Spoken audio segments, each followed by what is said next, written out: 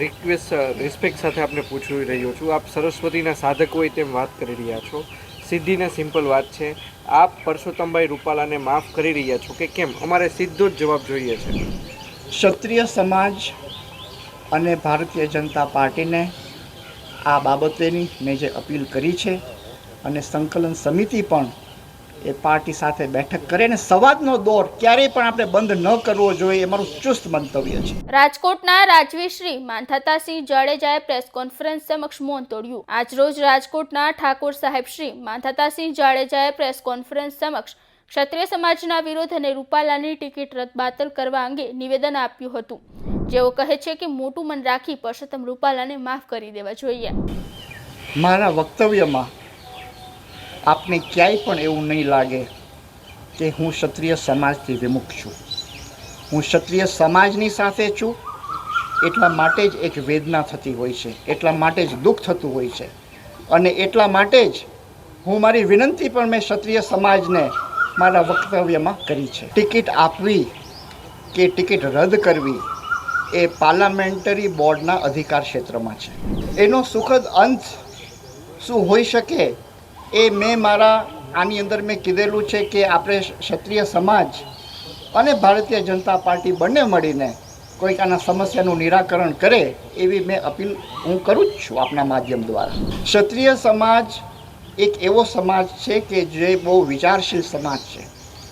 યુદ્ધ લાલસા કે યુદ્ધ ભીરુતા એ ક્ષત્રિય સમાજના સ્વભાવમાં પણ નથી અને સંસ્કારમાં પણ નથી. આને કેવી રીતના નિરાકરણ કરવું એના પ્રયત્નો ચાલુ છે, અને ક્ષત્રિય સમાજ અને ભારતીય જનતા પાર્ટી વચ્ચે ચોક્કસપણે કાંઈક બેઠક થાય, સંકલન સમિતિ પણ અમારા ભારતીય જનતા પાર્ટીના મોવડીઓને મળે અને કંઈ નિરાકરણ થાય એની હું આ વંદન સહ અપીલ કરું છું. સંકલન સમિતિ હર હંમેશ મળતી હોય છે, અને સંકલન સમિતિ જે અત્યારના ક્ષત્રિય સમાજનું પ્રતિનિધિત્વ કરે છે એ કોઈ પણ વિકલ્પ મૂકે છે, નથી મૂકતા, એ અત્યારના જોવાનું રહ્યું. સમાજને એ વિચારવાનું છે, અને ક્ષત્રિય સમાજ જે રીતે વિચારશે એ મને ખ્યાલ છે કે બહુ ડાયો સમાજ છે, અને રાષ્ટ્રહિતની અંદર એ વિચારશે એવી ચોક્કસ મને ખાતરી છે. જે મારા અધિકાર ક્ષેત્રમાં જ નથી આવતું એ વિશે હું બોલી ન શકું. યોગ્ય સમયે હું યોગ્ય નિર્ણય લઈશ. આ લોકશાહીની અંદર મા ભારતીની સેવા કરવા માટે ક્ષત્રિય સમાજ અત્યારના વર્ષ પ્રતિ વર્ષ જે રીતે પ્રગતિ કરી રહ્યો છે એ પ્રગતિ હંમેશા કરતો રહે, અને એક સામૂહિક રીતે અમે સારા કાર્યો સમાજ માટે કરતા રહે એની હું ભાવના સેવું છું. આની અંદર મેં આપને જેમ કીધું કે આ સમય એવો છે કે આપણે બધાને રાષ્ટ્રહિતને ધ્યાનમાં રાખી અને વાદ વિવાદ અને આક્ષેપો પ્રતિ આક્ષેપો નહીં પણ સંવાદ, એક માત્ર સંવાદની ભૂમિકાથી જ આપણે બધા એક આગળ વધી શકીએ એ આ સમયની માંગ છે. હું અપેક્ષા ચોક્કસ સમાજ પાસેથી રાખીશ. હું જે વડીલો, યુવાનો, બહેનો, દીકરીઓ અને માતાઓ જે રીતે જાહેરમાં પધાર્યા છે, હું એનો હંમેશા વંદન સાથેનો અંતઃકરણથી આભાર વ્યક્ત કરું છું કે આપણો સમાજ એક થયો છે. એ ખૂબ સારી વાત છે કે સમાજનો સૂર એક છે, કે સમાજ એક થયો છે, પણ સમાજની સાથે બેસીને આપણે ઉત્કર્ષના કામો સમાજ માટે કરવાના છે એ પણ આપણે ન ભૂલવું જોઈએ. સાથે મળીને કાંઈક નિરાકરણ કાઢી શકાય એ ચોક્કસ આપણે એ દિશામાં વિચારવું જોઈએ. સમાજના ઉત્કર્ષમાં જે પણ વ્યક્તિ ભેખ ધારણ કરે, જેમ કે હું ક્ષત્રિય સમાજના ઉત્કર્ષ માટે સમર્પિત છું, અને ક્ષત્રિય સમાજ અને અન્ય સમાજોને સાથે રાખીને એ એક એકતા અને અખંડતા રહે એ અમારો રાજધર્મ છે, એ પરંપરા છે, એ પરંપરાનો હું ઉત્તરદાયી છું. તો એ સંજોગોની અંદર મારો માત્ર ને માત્ર ધ્યેય એ અત્યારે ક્ષત્રિય સમાજ અને અન્ય સમાજના ઉત્કર્ષ માટેનો હોય. એટલે ટિકિટ મળે ન મળે એ પ્રશ્નની અંદર કે ક્ષત્રિય સમાજને ટિકિટ મળી છે કે નથી મળી છે એમાં હું પડવા જ નથી માંગતો.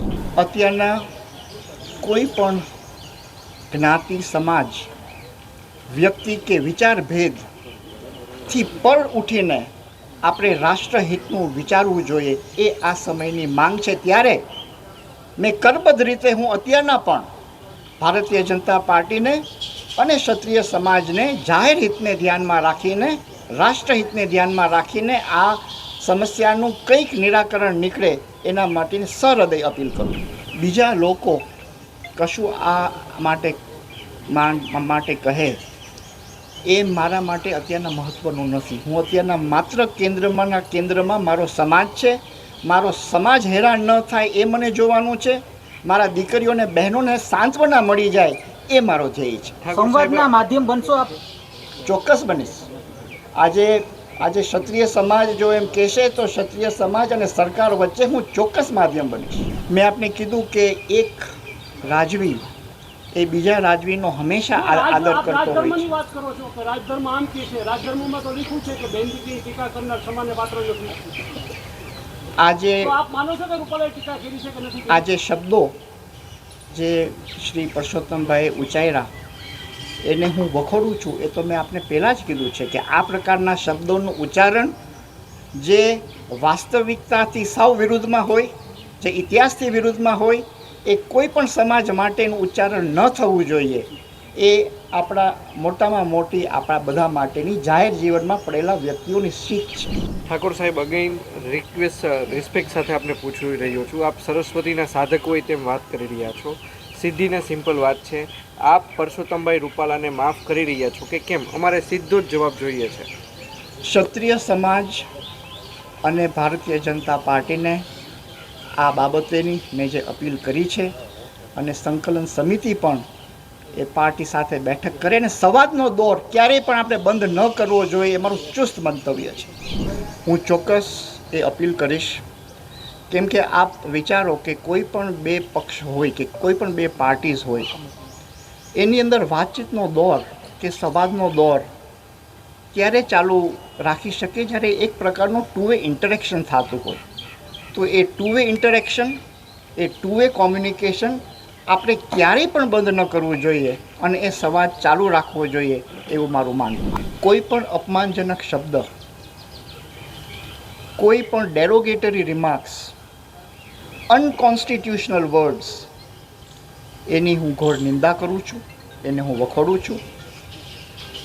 એટલે જે આ વસ્તુ છે, આ ઘટનામાંથી મને લાગે છે કે આપણે મોટામાં મોટો અનુભવ જે આપણા બધાને મળી રહ્યો છે કે જાહેર જીવનમાં પડેલા કોઈ પણ વ્યક્તિને કોઈ પણ સમાજ માટે આવી ટિપ્પણી ન કરવી જોઈએ એ મને લાગે છે કે આ મોટામાં મોટી શીખ આપણા બધાની છે. ગઈકાલે એક સંસ્થાના બાપુએ જણાવ્યું કે ક્ષત્રિય સમાજના બહેનો જ્યારે બહાર નથી નીકળતા, પુરુષો શાક બકાલું લેવા જતા હોય છે, ત્યારે આજે બહેનોને એની સંવેદનશીલતાને કેટલી ઠેસ પહોંચી હશે? શું કેવું છે એના ઉપર, જ્યારે આજે બહેનો દીકરીઓને બહાર નીકળવું પડ્યું છે? આને આપ કઈ રીતના જોઈ? બહેનો દીકરીઓને જે ઠોસ પહોંચી છે એનું દુઃખ હું ક્ષણ પ્રતિ ક્ષણ એ અનુભવી શકું છું. અને મારા દીકરીઓ અને બહેનોને કંઈક પ્રકારની સાંત્વના મળે એ તરફ હંમેશા અમને વિચારવાનું રહ્યું. વધુ અપડેટ્સ માટે જોડાયેલા રહો રાજકોટ સાથે. વધુમાં અમારી YouTube ચેનલને સબસ્ક્રાઇબ કરીને બેલ આઇકન જરૂરથી પ્રેસ કરજો. નમસ્કાર.